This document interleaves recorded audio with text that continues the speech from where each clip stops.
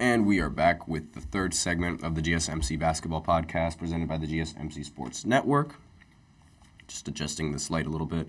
And in this third segment, we are going to be talking about Pat Riley's comments towards Jimmy Butler. So, a little bit of backstory on the situation, because I didn't really cover it. I didn't have enough sections to sort of cover this when Jimmy Butler was doing it, and I really didn't think they were that much. It was really that much of a section, but throughout the entirety of Miami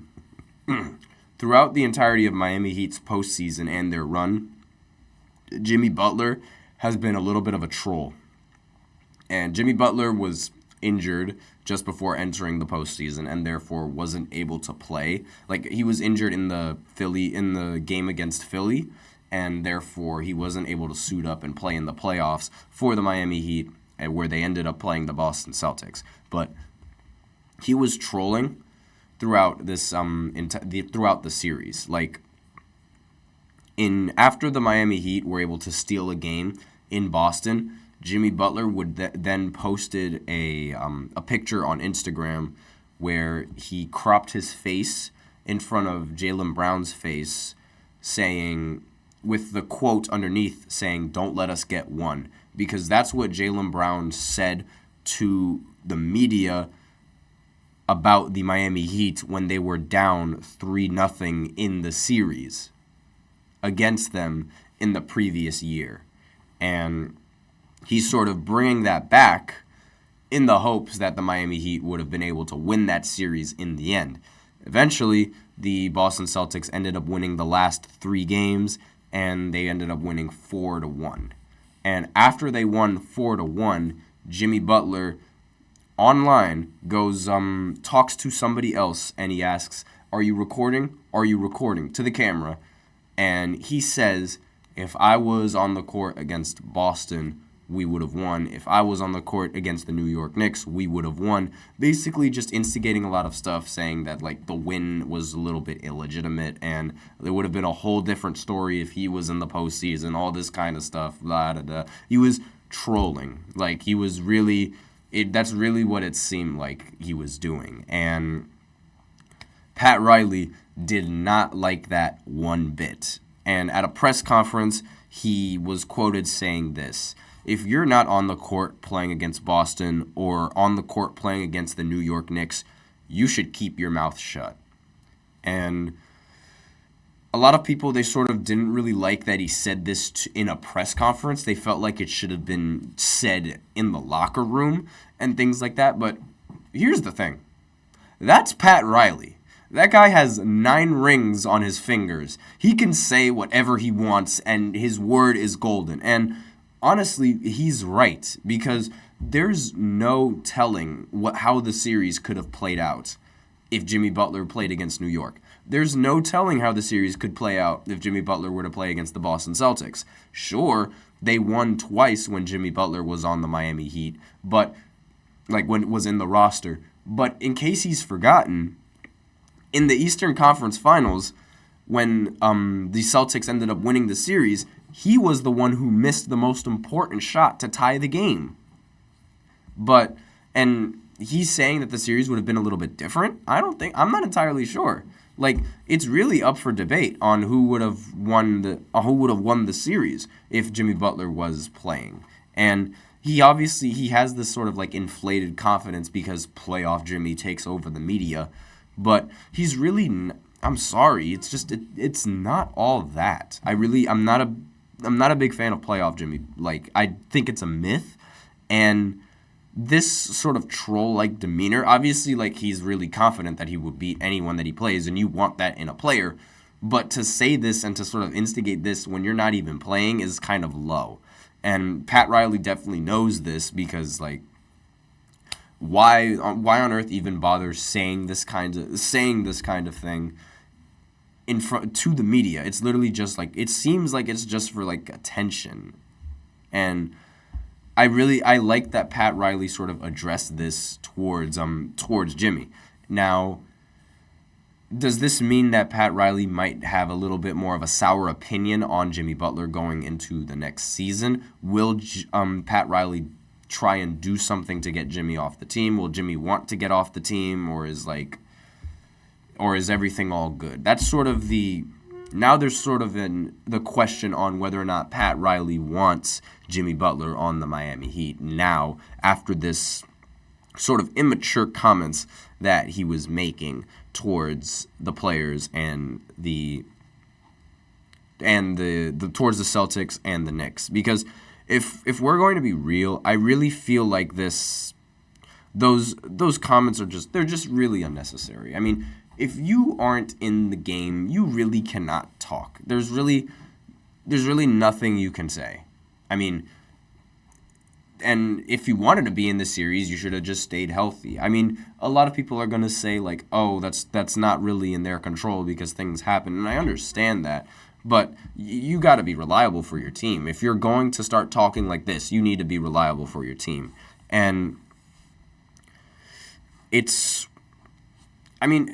comes as a shock that I did not expect Pat Riley to really go on a press conference and announce this. But I'm really glad that he did, because it does address the situation, and it shows that Pat Riley is unhappy. And I think he's unhappy because it shows a lack of class coming in from Jimmy Butler. And someone like Pat Riley, he understands all about class and things of that nature.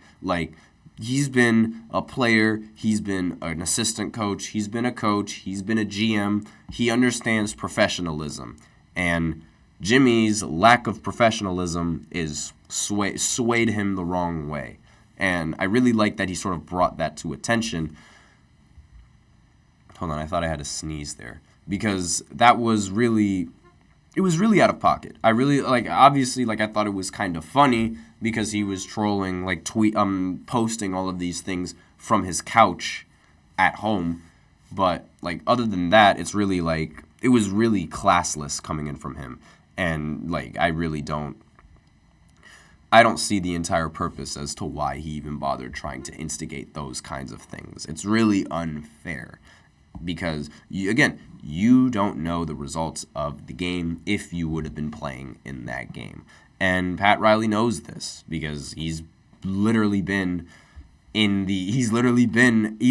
he's done that, he's done all of that. I mean, 9 rings speaks for itself. That is absolutely ridiculous to me. And it's Jimmy, now the real question, I wonder if Jimmy is going to try and respond to this. And I wonder how he's going to respond, because Pat Riley, while a lot of people, a lot of Miami Heat fans, for some reason, they don't really think Pat Riley is a good GM, which I don't understand why, but I wonder how he's going to respond to this. Is he going to be disrespectful towards Pat Riley, or is he going to understand it? Is he going to actually delete the post, or is he just going to stay quiet like how he's supposed to when he's injured and he's on the bench like that? If he does say something towards Pat Riley, I wouldn't be surprised if Pat Riley gets rid of him, because, Pat Riley has 9 rings. He should not have to deal with listening to someone that has 0 talk to him like he's that guy. I don't know if you understand it, but Pat Riley is he is Heat culture. The Heat culture is sort of work harder and just push through and the things of that nature, because that is the Heat culture. They'll push through. It doesn't matter with Spoelstra and things of that nature, and they'll just work harder and accomplish these kinds of things. And that's sort of the culture that they've had around with that team for a minute. But Pat Riley, he is Heat culture. And what he said, it's really it displayed professionalism. And I imagine if you don't see LeBron going out and doing this. You don't see Steph Curry doing this. You don't see excuse me. You don't see Klay Thompson doing this. You don't see Paul George doing this. You don't see Harden doing this. You don't see Kawhi doing this. You don't see who else? You don't see Jalen Brunson doing this. You don't see Dame doing this. You don't see Giannis doing this. You don't see like all of these star players, they have some sort of professionalism. Notice how I did not mention Joel Embiid, because Joel Embiid has zero professionalism. I'm sorry to say, he has none whatsoever. And all of these stars, they all have the same kind of professionalism, and they all understand that anything can happen. And like, I understand, like, not even Ant wouldn't even say this. Like, Ant is arguably one of the most confident players in the NBA right now. And not right now, throughout the entirety of his career, he's been one of the more confident players. And I mean, at the start, when he was a rookie, he thought he was the best player in the NBA. And that's confidence right there. I mean, he obviously didn't think he was the greatest of all time, but there was a lot of confidence backing his statement. So you really can't, I mean, there's nothing wrong with being confident. It's how you're being confident. And that's really where Jimmy Butler went wrong. But that's sort of all I have for this third segment. It's a much shorter third segment than usual because I can't really think of anything else that really needs to be said. I mean, the guy with 9 rings was basically telling the guy with 0 rings to shush, and the guy with 0 rings, we're gonna see if he's going to listen or if he's going to shush. It's one or the other, and I'm very curious to see if Pat Riley decides to trade him or to do away with him, and to see what other kind of star they could get. I mean, we would be really crazy if Jimmy joins the Clippers and like Paul George joins the Miami Heat and they do a little swap. That would be pretty cool. Or if they get Paul George in free agency, or if they get, I don't think that's going to happen, but based off of what those comments and Pat Riley and his professionalism, I think this was just sort of like he needed it to be addressed. Like, this is not how the Miami Heat organization operates. Like, his actions do not represent the Miami Heat organization. And that was what Pat Riley was sort of doing in this press conference, because whenever a player on a team does this, does that, or whenever a player on a team does anything, it's reflective on the organization and what the organization allows. And if they do something bad, that looks bad on the organization. And therefore, Pat Riley, being a GM, he's trying to make sure that the organization doesn't look bad. Because if they don't say anything, it's almost as if they are condoning this troll-like behavior and not teaching Jimmy Butler to be professional in this sense, or to be a little bit more mature. Because let's be real, that was a little bit immature doing what he did. I mean, like, really, you're not playing in the game. Why are you talking? And I don't talk trash to anyone. Like, unless there is concrete evidence, and by concrete evidence, I mean looking at the numbers that that prove that you are not a good player, I do not talk down on any of these players. I do not talk down on players. I genuinely do not like it. I think it's disrespectful. And obviously, when you're Jimmy, you can talk down on those players because you are on like the same level as them and you are better than them. And it's a little bit different when I do it because like they're on a completely different level than where I am in terms of basketball skill, obviously.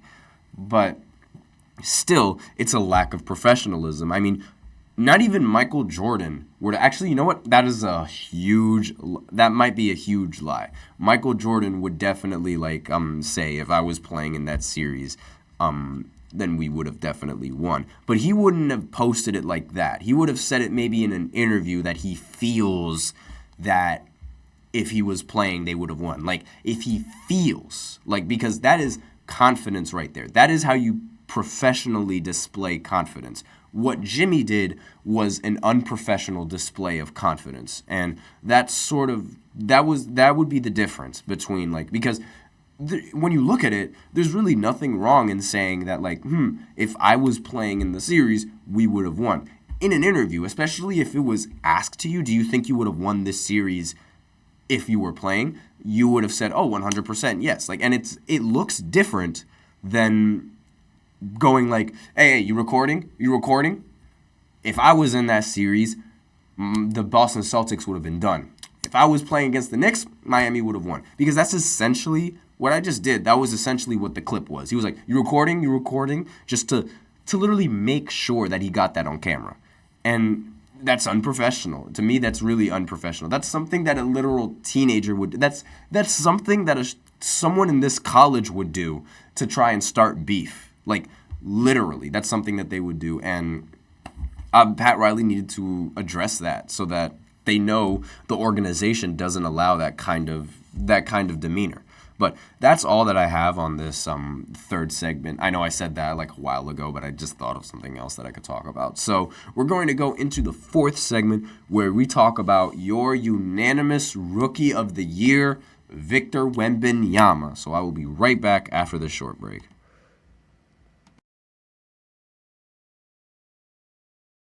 For the best and latest podcasts available anywhere, go to the podcast app on your cell phone and type in GSMC to access free content-rich podcasts on health and wellness, book reviews, sports, entertainment, relationships, social media, movies, technology, finance, and even weird news. Subscribe and download the GSMC Podcast Network's family of shows, available everywhere podcasts are found.